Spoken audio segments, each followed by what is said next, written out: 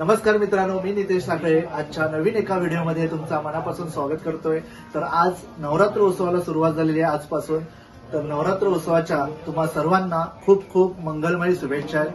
नवरात्र उत्सव म्हटलं की आपल्या घरोघरी घटीदेव बसतात आणि घटीदेव असले की प्रत्येकाच्या घरी उपवास धरला जातो।